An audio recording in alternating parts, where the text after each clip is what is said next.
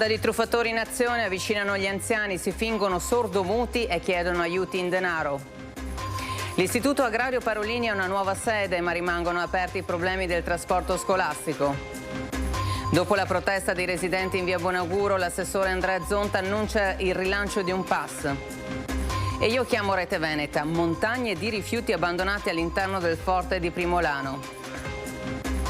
Un'intera giornata con gli alpini in caserma a Montegrappa per 70 scolari delle scuole San Giuseppe. Turisti in aumento a Bassano per il ponte del 2 giugno, tutti soddisfatti e innamorati della città. Primo assaggio d'estate nei giorni scorsi, già superati i 30 gradi in pianura, ma fa caldo anche in quota. Spunta il video dell'assassino di Michael Boschetto, un anno fa si era ripreso col cellulare della vittima.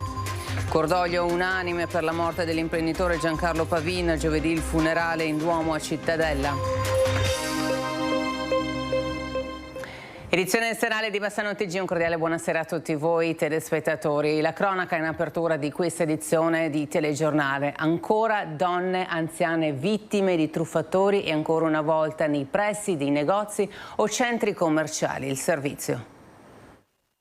Sono ancora i soggetti più deboli le vittime di azioni illecite che continuano a ripetersi nel territorio bassanese. Si era iniziato con i furti all'interno degli abitacoli delle vetture parcheggiate. Agivano in due, il primo distraeva la persona individuata, quasi sempre donna, il secondo prelevava la borsa con denaro, documenti ed effetti personali. Ora le tecniche si sono affinate e arrivano perfino ad un approccio ancor più diretto con la vittima, a viso scoperto e quasi senza pudore, come segnalano queste immagini e come conferma l'assessore alla sicurezza di Bassano. È da giorni che sentiamo segnalazioni su soggetti, sembra che giungano dalla zona della Romania, almeno le targhe parlano di targhe rumene, che avvicinano soprattutto nei centri commerciali e nei supermercati piuttosto grandi, avvicinano cittadini soprattutto anziani spacciandosi per sordomuti e chiedono finanziamenti, chiedono firme e coinvolgono i soggetti, soprattutto, ripeto, anziani, per avere riscontro economico. L'obiettivo alla fine è sempre quello, spillare denaro. L'affinamento delle tecniche e la capacità di convincimento studiata a tavolino rende la truffa ancor più subdola e fastidiosa, proprio perché messa a segno in luoghi frequentati. Le telecamere e le testimonianze finora raccolte dalle forze dell'ordine stanno aiutando a stringere il cerchio. Noi li stiamo in qualche modo attenzionando e speriamo di identificarli quanto prima. A chi dovesse trovarsi in situazioni simili o esserne in qualche modo testimone, l'invito è sempre lo stesso. Chiedo alla cittadinanza di segnalarli, ma comunque sia di star ben attenti a non dare riscontro a questi soggetti che sicuramente stanno veicolando delle truffe. E ci spostiamo ad Asolo, dove questa mattina è stato trovato il corpo senza vita di un giovane. A notarlo sono stati alcuni passanti. Dramma ad Asolo, dove il corpo senza vita di un giovane è stato rinvenuto sul ponticello di ferro lungo il sentiero degli Ezzelini, a ridosso della provinciale 248 che colleghi i comuni di Fonte e Asolo. A fare la macabra scoperta alcune persone a passeggio lungo la ciclopedonale. Immediato l'allarme sul posto, l'ambulanza del SUEM 118 da Castelfranco, carabinieri e vigili del fuoco. Una scena terribile sotto gli occhi di centinaia di passanti in transito lungo la trafficatissima arteria. Recuperato il corpo, i sanitari non hanno potuto far altro che constatarne il decesso. Anche i due sindaci dei confinanti Fonte e Asolo sono subito giunti per cercare di capire cosa fosse successo. Molto scosso il primo cittadino asolano, Franco Dalla Rosa, che ben conosce la famiglia del giovane, già toccata neanche un anno fa da un altro tremendo lutto. A loro ha dimostrato tutta la vicinanza e la condivisione di un dolore inimmaginabile da parte dell'intera comunità. Non è solo un dramma, è qualcosa di inaccettabile per dei genitori e per una comunità, è qualcosa di drammatico e fondamentalmente non facile da sopportare. Insomma. Siamo molto vicini alla famiglia perché in questi momenti sta vivendo qualcosa di incredibilmente, di un dolore immenso, e come comunità vogliamo essere vicini e se possibile dare un aiuto morale almeno. E grazie alla generosità di Simone Mazzucchin, il motociclista 27enne morto in un incidente stradale, vivranno altre 12 persone. Vive in altre 12 persone in tutta Italia il 27enne di Cartigliano Simone Mazzucchin, morto lo scorso 12 maggio dopo 2 giorni di agonia a seguito di un terribile incidente stradale. Il giovane stava percorrendo l'SP69 in via Montegoggio da Fara Vicentino verso Breganze in sella alla sua moto, quando ha perso il controllo del mezzo in una curva in un tratto di discesa. Dopo la rovinosa caduta aveva urtato violentemente il guardrail, finendo sbalzato nel campo adiacente. L'allarme lanciato dai suoi amici motociclisti, il volo disperato in eliambulanza al San Bortolo di Vicenza, dove il giovane è spirato 48 ore dopo a causa della gravità delle ferite e dei traumi interni riportati. Ma Simone, seppur nella tragedia, ha saputo parlare il linguaggio della solidarietà, dell'amore e della generosità, dando il consenso ancora in tempi non sospetti alla donazione dei suoi organi.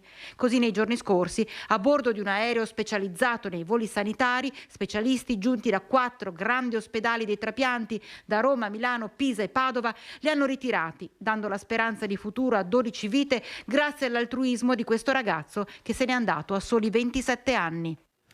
La questione calda del trasporto scolastico torna d'attualità con l'inaugurazione del nuovo Istituto Agrario Parolini. Ne abbiamo parlato con il presidente della provincia di Vicenza, Andrea Nardin. Con l'inaugurazione del nuovo edificio che ospiterà l'Agrario Parolini, che accoglierà più di 1 migliaio di persone tra studenti e studentesse, docenti e personale ATA, cambia anche tutto quello che riguarda i trasporti e la viabilità. Una questione annosa, quella del trasporto scolastico nel Bassanese, su cui istituti, aziende e famiglie stanno discutendo da tempo per trovare una soluzione che accontenti un po' tutte le richieste. E ora che il numero di persone che affluiranno all'Agrario raddoppierà almeno, la questione torna più che mai calda. Il sindaco di Povere del Grappa, dal suo canto, ne aveva già accennato nel giorno dell'inaugurazione, parlando dei cambiamenti che interesseranno soprattutto il suo comune, al cui confine sorge il plesso bassanese. Cambia sicuramente la viabilità, cambieranno i punti di accesso degli autobus per i ragazzi, è un bel cambiamento ma sicuramente in positivo. E non potevamo non girare la domanda al presidente della provincia di Vicenza, ente preposto agli istituti superiori, Andrea Nardin. Stiamo cercando di far arrivare in zona gli autobus da 18 metri perché possa esserci un apporto più importante di studenti. Su questo ci sta dando una grande mano il comune di Pove. Capiremo poi se questa soluzione è sufficiente come ci auguriamo, ma certamente crediamo sia una prima risposta. Come ringraziamo il preside, il dirigente sul lavoro che sta facendo per portare da 6 a 5 giorni l'organizzazione del lavoro, perché questo è un elemento che ci aiuta e che certamente ci aiuterà anche nella ricerca di soluzioni. Quindi sicuramente sinergia, ricerca di soluzioni e collaborazione fra tutti. La provincia ci metterà anche qui un po' di soldi perché effettivamente i lavori sono costosi, però una prima soluzione che si completerà poi con una ciclabile che direttamente dalla fermata dell'autobus arriverà al Parolini, ma sarà anche poi a servizio della cittadinanza. Quindi credo che la provincia stia investendo tanto nel Bassanese a soddisfazione delle richieste che questo territorio merita.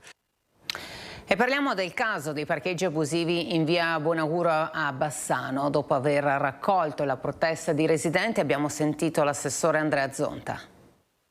Stiamo cercando una soluzione anche con dei pass, con qualcosa che sia più stringente e sia più facile per la polizia locale eventualmente emettere delle sanzioni. Un pass per i residenti che permetta di individuare chi ha diritto ad accedere con l'auto in via Buonauguro e chi no.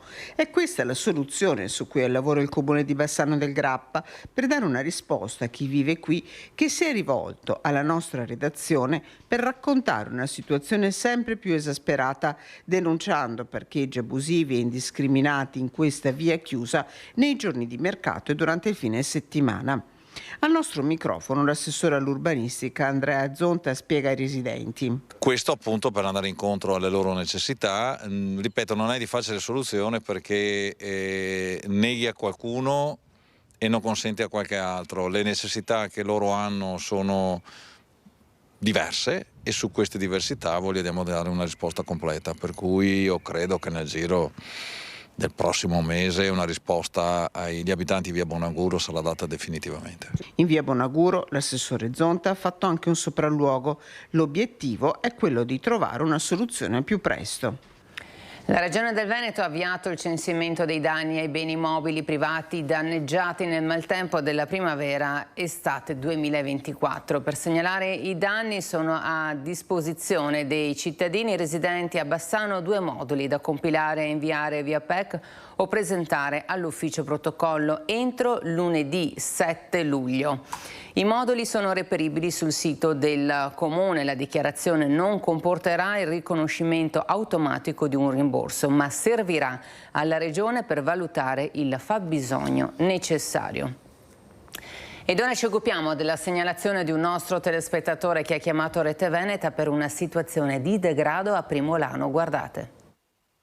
Forte tagliata della scala Primolano di Valbrenta. Guardate come è stato ridotto dei soliti incivili nel tempo.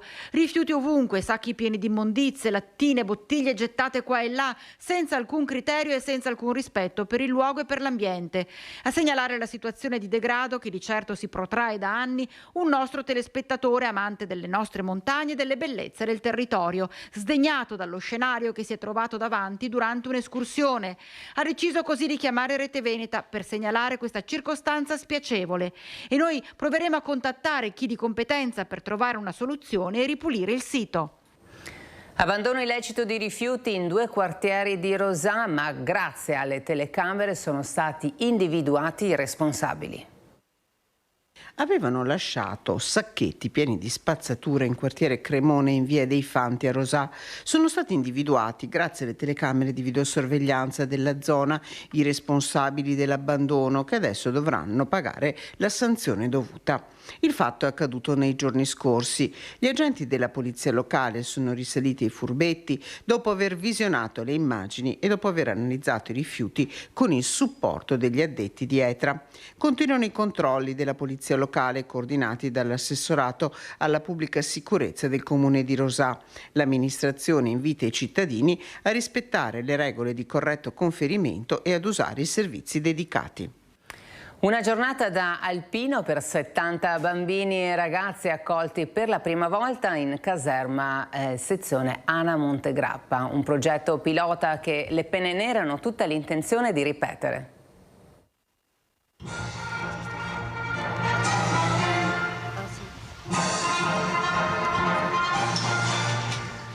Sono le note dell'inno d'Italia mentre sull'attenti assistono alla Maina Bandiera a salutare i 70 ragazzi delle classi primarie e medie delle scuole paritarie San Giuseppe accolti nella caserma Montegrappa dalla sezione ANA per vivere una giornata da alpino, un momento di comunità e convivenza. Tutti erano contentissimi di venire dagli alpini stamattina quando siamo partiti, perché comunque sono una figura storica, sono una figura che hanno un valore nella nostra civiltà, e avvicinare i nostri bambini, i nostri ragazzi a un valore che è della nostra civiltà è importantissimo, perché imparino loro a prendere in mano questi valori e a farli propri. Ci hanno fatto le domande più strane, vale a dire anche sul Monte Grappa, sul Monte Ortigara e sulla Colonna Mozza, cioè sono ragazzi eccezionali, ben istruiti prima di tutto, che hanno calpestato anche le nostre montagne, quindi una giornata meravigliosa veramente su tutti i punti di vista, e pensiamo col presidente e col direttivo sezionale di poterla ripetere. Il cappello d'alpino, la penna nera, la bandiera italiana,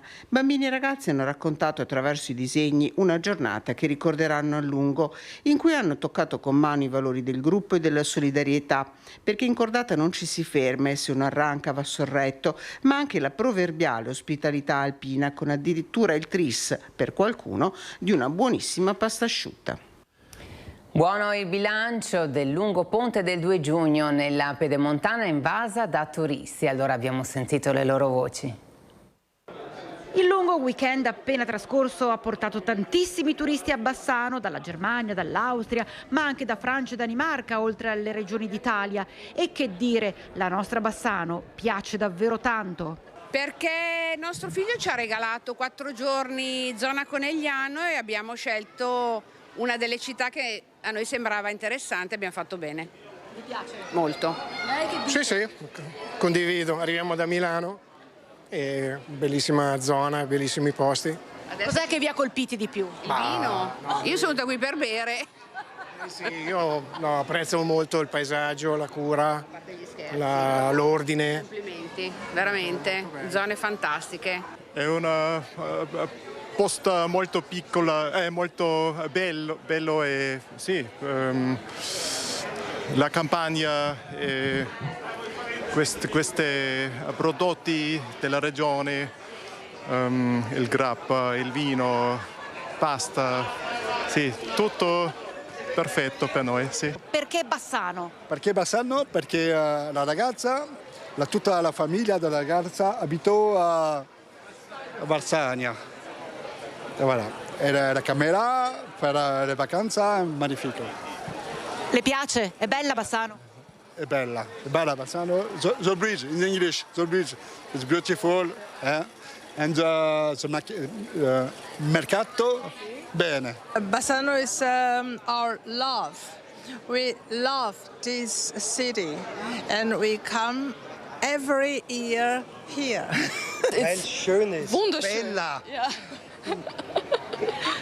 È la prima volta qui? The first time here? Yes, first time, yes. It's first time, it's marvelous, it's perfect. Mangiare va bene, prosecco va bene, va bene. Grazie. Ciao. E un fine settimana di caldo e bel tempo, sono già stati registrati i primi record di temperature. L'estate meteorologica è iniziata col 1° giugno e se, come si dice, il buongiorno si vede dal mattino, bisognerà prepararsi a sudare molto e a boccheggiare. Dopo una primavera umida, fresca e piovosa, il primo assaggio della stagione calda è stato piuttosto robusto, anche se parzialmente mitigato dalla ventilazione. Il record spetta a Rosà, unica stazione ARPA a superare domenica la soglia dei 30 gradi centigradi, mantenendo la colonnina di mercurio per più di 12 ore sopra i 25. A Bassano del Grappa e Cittadella la situazione era sostanzialmente analoga, con una differenza di pochi decimali. Un calo di un paio di gradi nei valori massimi ha caratterizzato la giornata del 2 giugno, ma con un aumento del tasso di umidità e quindi della temperatura percepita. Anche salendo di quota, i valori registrati sono stati robusti. A Crosara di Marostica le punte sono state di 26,5 e 25,1 gradi. All'aeroporto di Asiago, con le minime notturne intorno a 11 gradi, si è arrivati dopo pranzo verso i 20. In cima a Grappa l'escursione termica è stata molto meno marcata, passando da circa 13 in piena notte a 15 nelle ore centrali, ma questo a causa della presenza di molte nubi legate alle perturbazioni di passaggio sull'arco alpino. Proprio i disturbi e i temporali presenti faranno oscillare ancora per un paio di giorni la colonnina di mercurio, fino ad una stabilizzazione verso l'alto in vista del fine settimana. Rosà in festa per il primo secolo di vita di Pierina Maria Dinale, che è stata circondata dalla famiglia e dagli amici nel quartiere dove è vissuta. Benvenuta! Arriva camminando sorretta dai familiari. È stata festa grande in via Carpellina a Rosà per Pierina Maria Dinale, che nel giorno della festa della Repubblica ha soffiato le prime 100 candeline. Accanto a lei, nella casa al Civico 20, dove è vissuta a lungo nel quartiere Lunardon, la sua famiglia e tanti amici. A tutti il suo commosso grazie. E grazie tanto del quartiere, tanto tutti i che ha fatto. Nata Romano De Zelino a Rosà, Pierina Maria arrivò in fasce. Mamma di 2 figli, Remo, mancato 10 anni fa, e Italo, a lungo vigile comunale, Pierina Maria oggi è Trisavola. A festeggiare la concittadina anche la sindaca Elena Mezzalira. Carissima signora Pierina Maria, in questo giorno speciale desidero condividere con lei la gioia per aver raggiunto un traguardo così importante che racconta una vita di emozioni ed esperienze da custodire preziosamente. Al coro ci uniamo anche noi di Rete Veneta. Carissimi auguri, signora Pierina Maria.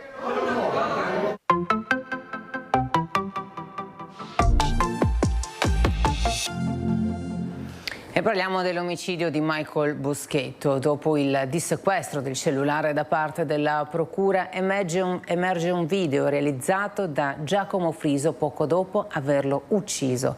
E ai nostri microfoni il dolore del padre di Michael, Federico, e le immagini del video.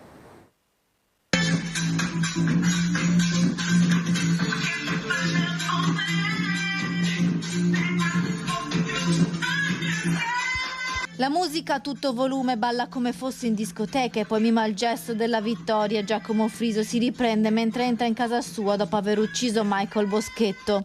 Si vede un po' soffuso all'inizio, poi accende la luce, attacca la musica, balla, fa il segno di vittoria, di ok, cioè come per dire mi è andata bene, e poi segno di vittoria. Federico Boschetto, papà di Michael, ha guardato il video trovato nel cellulare di suo figlio più volte, incredulo, prima di consegnarlo agli inquirenti. L'orario e il giorno registrato nel video corrispondono al momento del delitto, il 27 aprile del 2024. È la nuova prova che verrà portata al processo contro Giacomo Friso. In quei 25 secondi il 34enne accusato di omicidio si riprende il volto e non si vedono segni di aggressione. Friso, invece, ai carabinieri ha sempre detto di essere stato ferito prima di accoltellare Boschetto. Sul video non ci sono segni di percorso, anche perché precedentemente lo avevo già detto che mi sembrava impossibile che i due avessero litigato. Uno, perché è una vita che non si vedevano. Due, prima che andasse a farsi le cure, per modo di dire, si trovavano al bar, ognuno si faceva i cavoli suoi. Cioè, non che mai sta più le cose che non si piacevano, cose vecchissime. Il video è stato ritrovato dopo che il cellulare di Michael Boschetto, trovato in casa di Friso dopo il delitto, era stato riconsegnato ai familiari della procura, che non era riuscito a sbloccarlo. La fidanzata del 31enne invece aveva un codice ed è riuscita a sbloccare il dispositivo. L'intento era di sbloccare il telefono per scaricare immagini, video, tutte le cose di Michael. Là che mi mostra tutta contenta, a un certo punto cambia proprio faccia, mi gira e c'è il tuo video qua. 4 coltellate mortali, poi la corsa a casa sua con il cellulare della vittima e la tentata fuga. Sono pochi i metri che dividono le abitazioni di Friso e Boschetto. Ora questa prova potrebbe essere fondamentale nel processo a settembre. Un imprenditore legato al territorio e alla sua gente. In molti hanno voluto ricordare la figura di Giancarlo Pavin, mancato il 1° giugno dopo una caduta dalle scale. Sarà celebrato giovedì prossimo alle 15:30 in Duomo a Cittadella l'addio a Giancarlo Pavin, lo storico fondatore del Cittadella Calcio insieme ad Angelo Gabrielli. È mancato improvvisamente domenica scorsa. Per lui fatale una caduta dalle scale. In molti hanno voluto ricordare l'83enne imprenditore come la presidente di Confindustria Veneto Est Paola Carron, che dice è stato un riferimento e lo sarà anche in futuro per tutto il mondo imprenditoriale veneto e per le giovani generazioni. Sentito anche l'omaggio dell'ex sindaco della città murata e attuale sottosegretario al Made in Italy, Massimo Bitonci. Ricordo con piacere la sua acutezza, le sue battute e l'ironia, i consigli anche in ambito amministrativo che non lesinava, ad armi, uomo di nota generosità e attaccamento alla comunità anche in ambito sociale. Anche l'attuale primo cittadino di Cittadella, Luco Pierobon, ha voluto celebrare la memoria di Pavin. Ci ha lasciato una personalità importante, un uomo che amava lo sport e che ha dato tanto al territorio. 21:15, Focus in diretta. Ospiti saranno Elisabetta Baldi, Gianantonio Darè, Jonathan Montanariello, Stefano Pelloni, Silvia Susanna, Michele Toaldo, Stefano Vailgamberi. Siamo in chiusura di telegiornale, come sempre ringrazio tutti voi per averci seguito. Ora vediamo le previsioni del tempo di domani. Buona serata.